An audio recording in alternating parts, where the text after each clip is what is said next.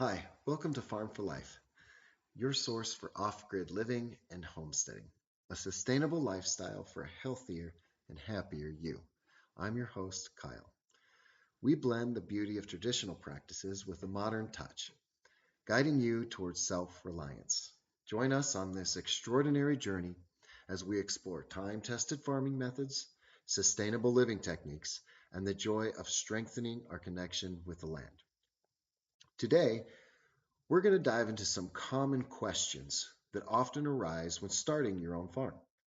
We'll be covering crucial topics like finding the right land, understanding local regulations, managing livestock, cultivating organic crops, and embracing a self-sufficient lifestyle.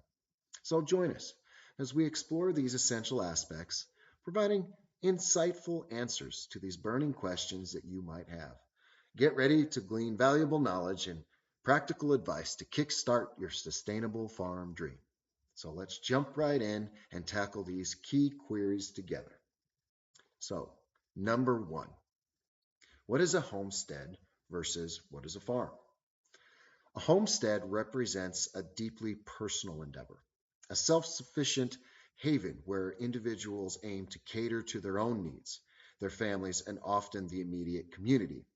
It revolves around a lifestyle built on sustainability and resilience, focusing on producing enough for personal consumption while maintaining a sense of harmony with nature.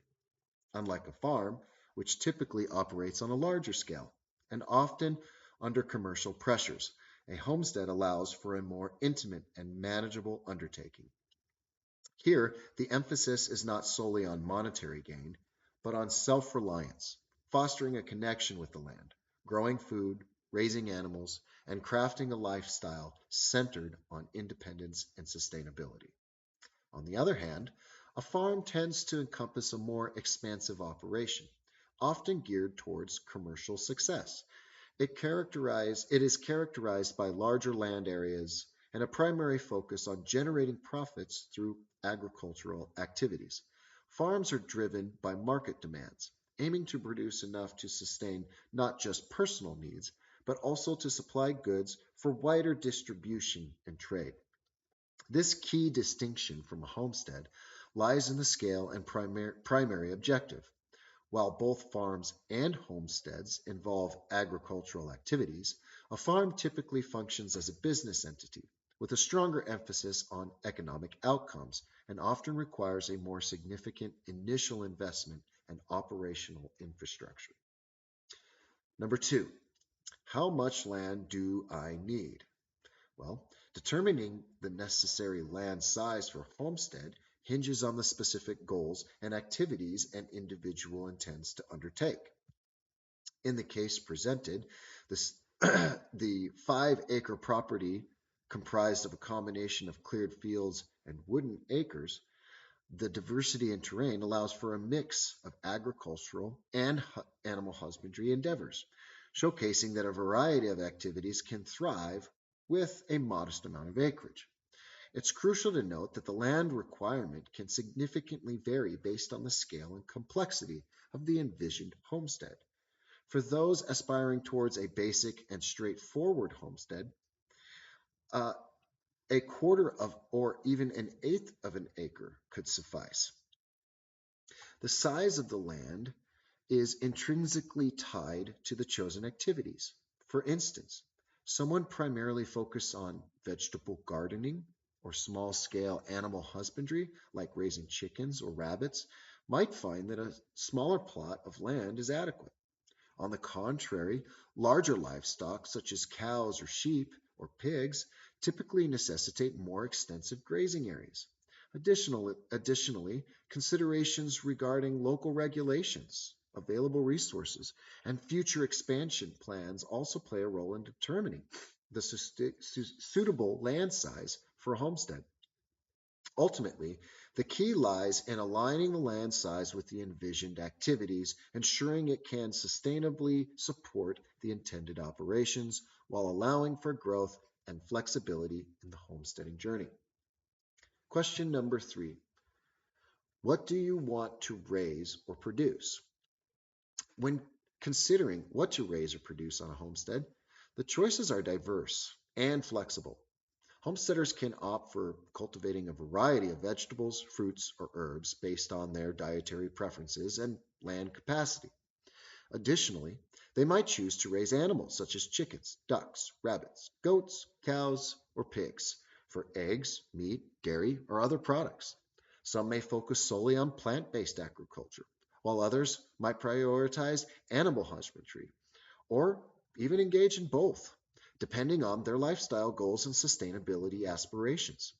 The decision of what to produce on a homestead is highly individualized and can vary widely based on personal preferences, available resources, and the desired level of self-sufficiency. Question 4. How much time and money are you willing to spend on it? When considering the amount of time and financial resources one is willing to dedicate to a homestead, it's crucial to acknowledge that these factors greatly vary among individuals. Homesteading demands a significant investment of both time and money, but the extent of this investment is highly subjective. Some individuals might have the flexibility to dedicate substantial amount of time to their homestead, integrating it seamlessly into their daily routine, while others might have more limited availability due to work commitments or other responsibilities. Similarly, the financial investment can range widely depending on factors such as land costs, infrastructure development, acquiring livestock, purchasing equipment, and ongoing maintenance expenses. Ultimately, the time and money one is willing to invest in a homestead is deeply personal decision influenced by individual circumstances, priorities, and the level of commitment to the homesteading lifestyle. Question 5. What are your long and short-term goals? For a homesteader, setting both short-term and long-term goals is pivotal for the direction and growth of the self-sustaining lifestyle. Short-term goals may involve immediate tasks like establishing gardens, constructing animal shelters, or learning essential homesteading skills. In contrast, long-term goals could encompass expanding agricultural endeavors, enhancing sustainable practices, or even aiming for greater self-sufficiency in food production and energy usage. These goals serve as guiding markers, providing direction and purpose in gradually creating a harmonious and sustainable homestead lifestyle. The objective can adapt over time, reflecting the evolving need and aspirations of the homesteader as they navigate the journey towards a more self-reliant and fulfilling way of life. Question 6. Where are you going to get the chickens? When deciding on sources for acquiring chickens, homesteaders have several options to consider, each with its own advantage and considerations. One possible choice is commercial outlets like Tractor Supply or local feed stores, which offer convenient but might have limited selection or variability in the quality of chicks. Reputable hatcheries are another viable option, providing a wider variety of breeds and usually ensuring better quality chicks. Some homesteaders prefer local breeders who often specialize in certain breeds, offering personalized advice and potentially healthier birds. Additionally, some homesteaders opt to hatch their own chicks using incubators, giving them full control over the process, though it requires careful monitoring and attention. Ultimately, the choice of where to obtain chickens depends on factors such as breed preferences, availability, reliability, and the homesteader's comfort level with different acquisition methods. Number 7. What do you want to do with the surplus from your homestead? Managing surplus supplies or goods from a homestead is crucial to preventing waste and maintaining a balanced operation. Having a well thought out plan for excess eggs, vegetables, or other surplus items is essential in avoiding overwhelming quantities that might go unused. Homesteaders can approach this by strategizing for various scenarios, such as increasing consumption within their household, preserving surplus through canning or freezing, sharing with neighbors, friends, or local community members, or even considering selling the excess produce at farmers markets or through local networks. A proactive and flexible approach to surplus management ensures that the homesteader maximizes the benefit of their produce while minimizing waste, fostering sustainability and potentially creating additional income opportunities. Number 8. What are your state and local regulations? Understanding and adhering to state and local regulations is a fundamental aspect of successful homesteading.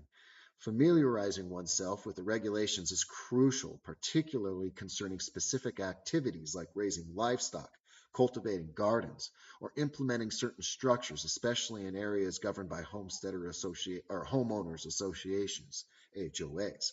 These regulations can significantly impact what a homesteader can and cannot do on their property. They often dictate aspects such as the number of animals allowed, zoning laws, property use restrictions, or even guidelines for establishing certain structures. Complying with these regulations ensures legal compliance and prevents potential conflicts with neighbors or authorities, allowing homesteaders to pursue their activities smoothly and sustainably within the bounds of the law. Number 9. Are you raising chickens for meat or egg production?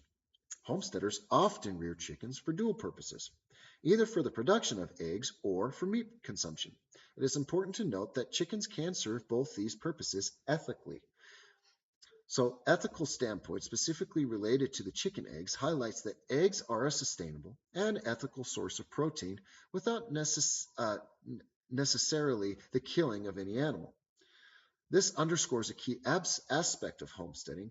While ethical considerations often play a vital role in the choices made regarding animal husbandry, raising chickens primarily for eggs allows for consistent and regular supply of this protein source without the need to sacrifice the animals. This approach resonates a lot with individuals who seek to derive essential nutrients while upholding values of animal welfare and sustainability within their homestead operations. That's a wrap for our Farm for Life episode today. We invite you to be a part of our off-grid living and homestead community. Please don't forget to subscribe, like, and share our information with your family and friends. Let's build our community together. Thank you, and we'll see you next time. Bye.